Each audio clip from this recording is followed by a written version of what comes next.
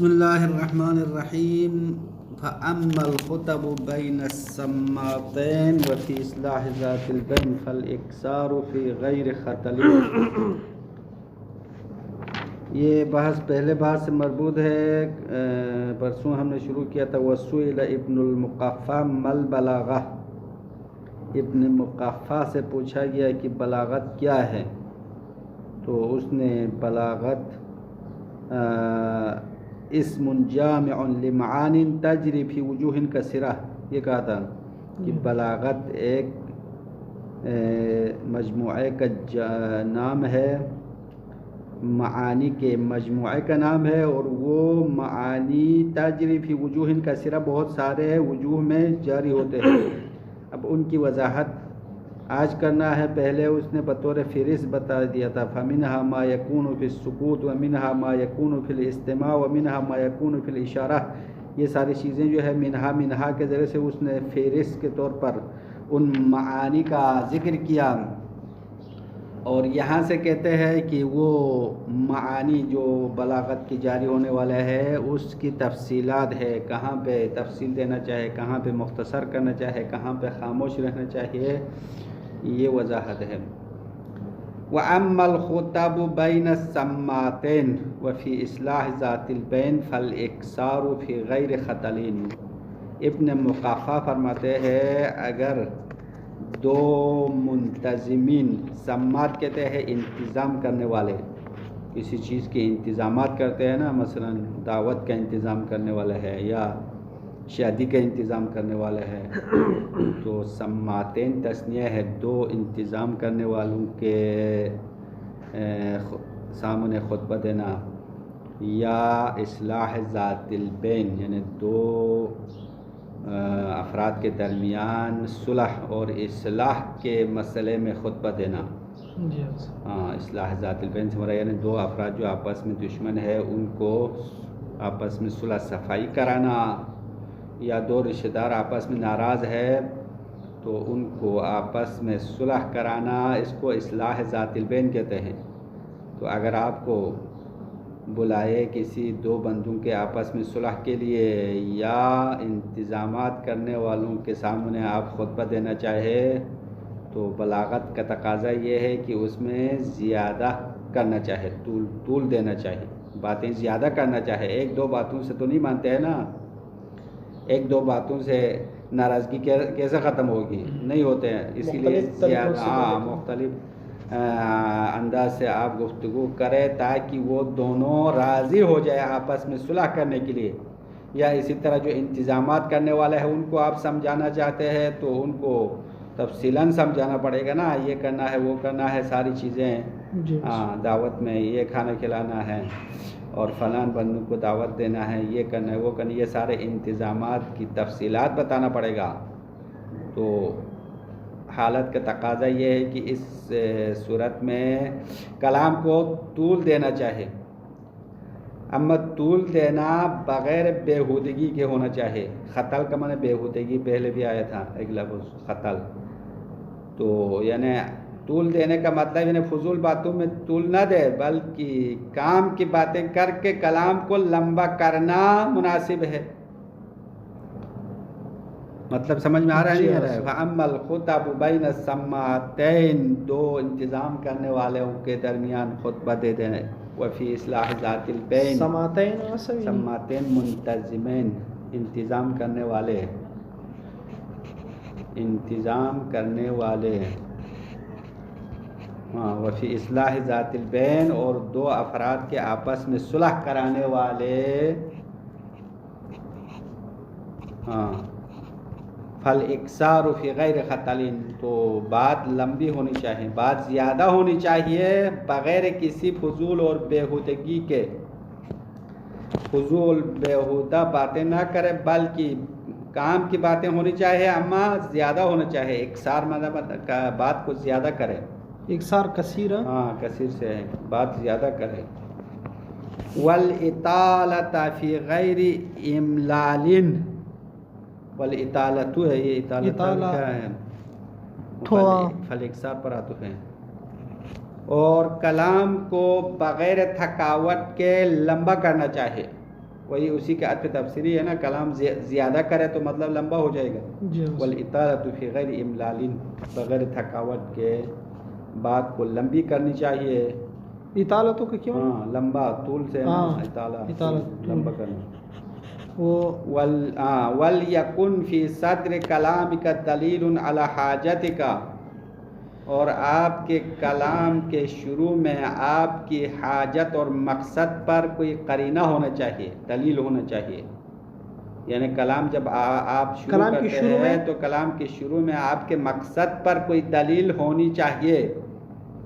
وَلْيَكُنْ فِي صَدْرِ كَلَامِكَ، آپ کے کلام کے آغاز میں ہونا چاہے، کیا ہونا چاہے؟ دلیل علی حاجتک، آپ کے مقصد اور حاجت پر دلیل ہونا چاہے، یعنی اشارہ ہونا چاہے، قرینہ ہونا چاہیے.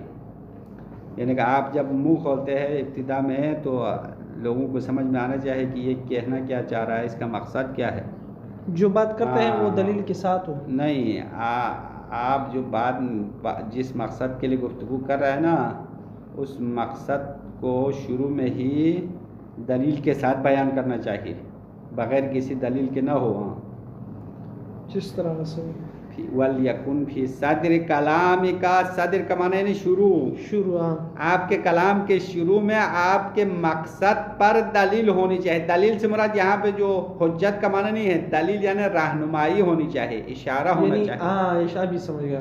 یعنی آپ اس طرح کریں کہ لوگ سمجھے کہ آپ اس مقصد کے بارے میں بات کر رہے ہیں. ہاں، یہ آپ کا جو مقصد ہے اس کی طرف پہلے اشارہ ہو، جس کو اصطلاح ہے علم بدیع میں براءۃ الاستحلال کہتے ہیں. براءۃ استحلال، انسان اپنے کلام کے خطبے میں ایسی باتیں لائے جو بعد میں جو بات ہوگی اس کی طرف اشارہ ہو، تو اس کو کہتے ہیں براءۃ استحلال. تو یہاں پہ ایسا ہونا چاہیے. فقیل له فإن مل المستمع على الإطالة التي ذكرت أنها حق ذلك الموقف.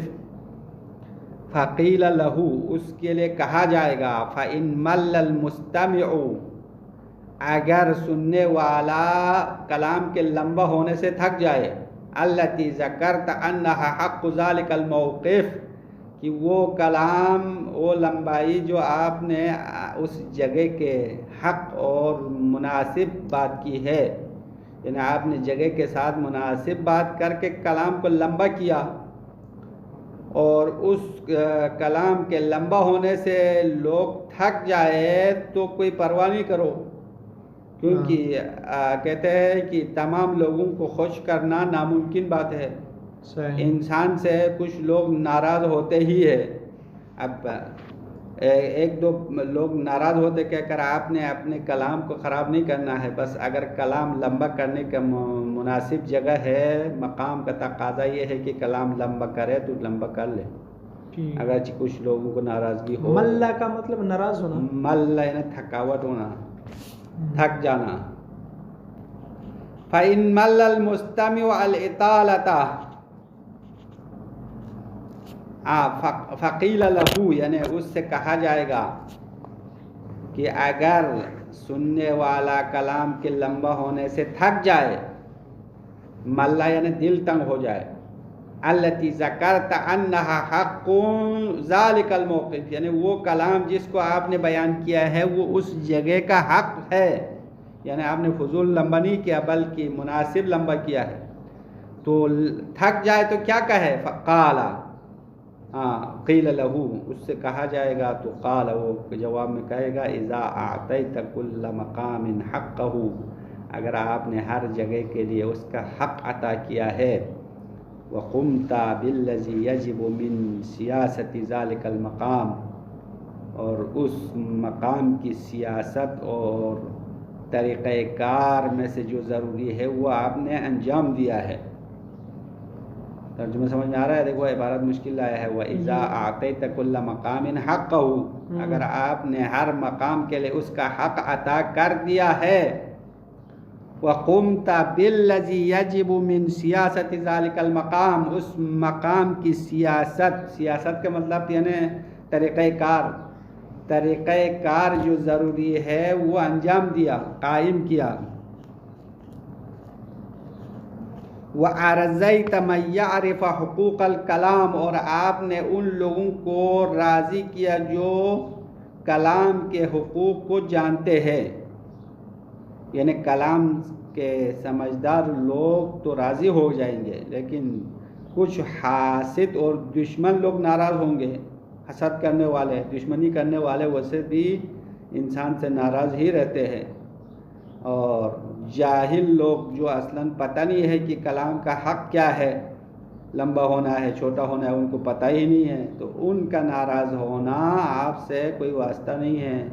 یعنی اس کی طرف آپ توجہ نہ دو، ان کی ناراضگی کو نہ دیکھو، بلکہ آپ دیکھو کہ اس مقام میں کلام کو کیا ہونا چاہیے، کلام لمبا ہونا چاہیے یا مختصر ہونا چاہیے، اس بات کی طرف توجہ کرو. لوگوں کی طرف لوگوں میں سے کچھ افراد کو نہ دیکھو، اکثریت کو دیکھو. اکثریت ناراضی ہونا یا ناراضی نہ ہونا یہ تو مقام کا تقاضا ہے، اما کچھ افراد جاہل، دشمن، حسد کرنے والے، ان کے ناراضگی کو نہیں دیکھنا ہے. جی بات سمجھ میں آ رہا ہے نہیں؟ اس کا خلاصہ ہے، ابھی میں عبارت ترجمہ کر رہا ہوں. وَأَرْضَيْتَ مَن يَعْرِفُ حُقُوقَ الْكَلَامِ، آپ نے ان لوگوں کو راضی کیا جو کلام کے حقوق کو جانتے ہیں. یعنی کلام سمجھنے والے راضی ہو گئے. تو فَلَا تُهِمُّ لِمَا فَاتَكَ مِنْ رِضَى الْحَاسِدِ وَالْعَدُوِّ، تو دشمن اور حسد کرنے والوں کی ناراضگی آپ کو کوئی اہمیت نہیں ہونی چاہیے. فَلَا تُهِمُّ، آپ کے لیے کوئی اہمیت نہیں ہونی چاہیے. لِمَا فَاتَكَ مِنْ رِضَى الْحَاسِدِ وَالْعَدُوِّ، دشمن اور حسد کرنے والوں کی خوشنودگی فوت ہونے سے آپ کے لیے کوئی پرواہ نہیں ہونی چاہیے. حسد کرنے والے اور دشمنوں کی خوشی فوت ہونے سے آپ کے لیے کوئی اہمیت نہ ہو. فَإِنَّهُ لَا يُرْضِيهِمَا شَيْءٌ، بے شک حاسد اور عدو کو کوئی بھی چیز راضی نہیں کر سکتی ہے. دشمن اور جو حسد کرنے والے ہیں وہ تو ہمیشہ ناراض ہی رہتے ہیں، ان کو کوئی بھی چیز راضی نہیں کر سکتی ہے. لما فاتک من رضا لما فاتک من رضا الحاسد والعدو، حسد کرنے والے اور دشمنوں کی رضایت کے فوت ہونے سے. یعنی ان کی رضایت فوت ہونے کا مطلب یعنی ان کا ناراض ہونا. ان کے ناراض ہونے سے آپ کو کوئی فرق نہیں پڑنا چاہیے یا آپ کو کوئی اہمیت نہیں ہونی چاہیے. کیوں؟ فَإِنَّهُ لَا يُرْضِيهِمَا شَيْءٌ، کیونکہ کوئی بھی چیز ان کو راضی نہیں کر سکتی ہے. وَأَمَّا الْجَاهِلُ فَلَسْتَ مِنْهُ، اما جو جاہل لوگ ہیں اس سے بھی آپ کا کوئی سروکار نہیں ہے. وَلَيْسَ مِنْكَ فَلَسْتَ مِنْهُ، یعنی آپ سے ان کا کوئی واسطہ ہے. وَلَيْسَ مِنْكَ، اور وہ بھی آپ سے کوئی واسطہ نہیں ہے. جاہل لوگ ان کو بھی نہ دیکھو. یہ منہو کا ضمیر منہو جاہل کی طرف لو. فلست منہو، یعنی آپ اس جاہل سے کوئی تعلق نہیں ہے، آپ کا کوئی جاہل سے تعلق نہیں ہے. ولیس منکا، اور جاہل کا آپ سے کوئی تعلق نہیں ہے، یعنی آپس میں کوئی رابطہ نہیں ہے. یہ کا ضمیر ہو اس کی طرف مخاطب آپ متکلم کی طرف اشارہ ہے. وَقَدْ كَانَ يُقَالُ رِضَى النَّاسِ شَيْءٌ لَا يُنَالُ، اور بے شک کہا جاتا ہے، یہ ضرب المثل ہے، عربی میں مثال بن گئی ہے کہ رضا الناس شیء لا ینال، تمام لوگوں کا راضی ہونا ایسی چیز ہے جس تک نہیں پہنچ سکتے ہیں. یعنی کچھ نہ کچھ لوگ ناراض ضرور ہوتے ہیں. ایک کو راضی کرے تو دوسرا ناراض ہوگا، دوسرے کو ناراض کرے تو تیسرا راضی ہوگا. مطلب یہ سارے لوگوں کی سوچ اور فکر تو مختلف ہوتے ہیں نا. جی. تو یہ دنیا میں جتنے بھی لوگ ہیں سب کو خوش کرنا یہ ناممکن چیز ہے، نہ ہونے والی بات ہے. تو یہاں پہ آپ مقام اور محل کو دیکھ کر گفتگو کرو. اگر آپ کی گفتگو لمبا ہونے سے کچھ لوگ ناراض ہو تو کوئی پرواہ نہیں ہو، آپ کے لیے کوئی پرواہ نہیں ہونا چاہے. کیونکہ حسد کرنے والے بھی ہے، دشمن بھی ہے، جاہل بھی ہے. تو ان سب کو کیسے آپ راضی کریں؟ راضی نہیں کر سکتے ہیں نا. نہیں راضی کر سکتے. بس آپ اپنے حساب سے گفتگو کرو، مقام کو دیکھو، اگر مقام کلام لمبا کرنے کی جگہ ہے تو وہاں پہ لمبا کرو، اگر مختصر کرنے کی جگہ ہے تو مختصر کرو، مقام کے تقاضا کو دیکھ کر بات کرو، اگرچہ کچھ لوگ ناراض ہو تو کوئی مسئلہ نہیں ہے۔ یہاں تک ابن مقفع نے بلاغت کے بارے میں جو باتیں کی وہ ختم ہو گیا۔ نمبر 7، بلاغت کے زبردست لوگوں نے جو باتیں کی ہے وہ نقل کرتے ہوئے نمبر 7 ابن معتز کی بات نقل کرتے ہیں۔ ولی ابن المعتز ابلغ الکلام ما حسن ایجازہ وقل مجازہ وکثر اعجازہ وتناسب صدورہ واعجازہ۔ دیکھو یہ ابن معتز نے بلاغت کی مختصر تعریف کی ہے۔ ابن معتز کہتے ہیں ابلغ الکلام، سب سے بلیغ والا کلام کون سا ہے؟ ما حسن ایجازہ، جس کا اختصار خوبصورت ہو، یعنی کلام مختصر ہو لیکن خوبصورت ہو۔ وقل مجازہ، اس کلام میں مجاز کی تعداد کم ہو، مجاز زیادہ استعمال نہ کرے۔ وکثر اعجازہ، اور اس کا معجزہ ہونا زیادہ ہو، یعنی کلام قابل تعجب ہو، اعجاز یعنی یا خوبصورتی زیادہ ہو۔ وتناسبت صدورہ واعجازہ، اور کلام کا شروع اور آخر دونوں مناسب ہو۔ وتناسبت صدورہ، صدور جمع صدر، کلام کا شروع اور آخر دونوں مناسب ہونا چاہیے۔ اعجاز جمع عجز ہے، عجز یعنی دم کو کہتے ہیں، تو کلام کا شروع اور کلام کا دم دونوں مناسب ہونے چاہیے۔ یہ دیکھو سب اعجاز کا معنی، ایک اعجاز ہے ایک اعجاز ہے، دیکھو یہ ایک جیسا الفاظ آیا نہیں ہے، خود اسی ابن معتز نے اپنے اسی جملے میں ہی بلاغت کا کام کیا ہے، ایک جیسے جملہ بنایا نہیں بنایا، ما حسن ایجازہ وقلت مجازہ، دیکھو یہ ایک جیسا الفاظ آیا ہے۔ کلام کا جملہ بندی جو ہے نا، مختصر چھوٹا چھوٹا کر دیا، تو یہ بلاغت ہے نا، اور یہی بلاغت ہے۔ وکثر اعجازہ وتناسب صدورہ واعجازہ، تو ایک دفعہ اعجاز ہوتا ہے ایک دفعہ اعجاز ہوتا ہے۔ اعجاز جمع عجز یعنی عجز ہے، عاجز نہیں، عجز تو ناتوانی کو کہتے ہیں نا، تو اعجاز ناتوانی سے کسی کو ناتوان بنانا۔ اعجاز کا مطلب کلام کا آخری جو حصہ، کلام کا دم، آخری حصہ، دم تو مناسب نہیں ہے، ویسے آخری حصہ کا تو بہتر ہوگا، کیونکہ دم تو کسی حیوان اور جانور کا ہوتا ہے۔ تو کلام کا شروع اور آخر مناسب ہونے چاہیے۔ اگر اس طرح ہو تو یہ ابلغ الکلام شمار ہوگا، یعنی سب سے بلیغ کلام ایسا ہی ہوگا۔ نمبر 8، وسمع خالد بن صفوان رجلا، وسمع معلوم پڑھو فائل موجود ہے۔ خالد بن صفوان نے ایک شخص کو دیکھا یا سنا، یتکلم جو باتیں کر رہا ہے۔ وسمع خالد بن صفوان رجلا، خالد بن صفوان نے ایک شخص کو باتیں کرتے ہوئے سنا، ویکثر الکلام، اور اس کی باتیں زیادہ ہو گئی، زیادہ باتیں کرتے ہوئے اس نے سن لیا، تو فقال، خالد ابن صفوان نے اس شخص سے کہا، اعلم رحمک اللہ، جان لو خدا آپ پر رحم کرے، ان البلاغت لیست بخفت اللسان، بلاغت یہ نہیں ہے کہ زبان کو ہلکا چلائے، زبان کو تیز تیز چلانے کا نام بلاغت نہیں ہے۔ وکثرت الحزیان یا حزیان، اور زیادہ فضول باتیں کرنا بلاغت نہیں ہے۔ حزیان کہتا ہے جو انسان بے ہوشی کے حالت میں بات کرتے ہیں نا، اس کو حزیان کہتے ہیں۔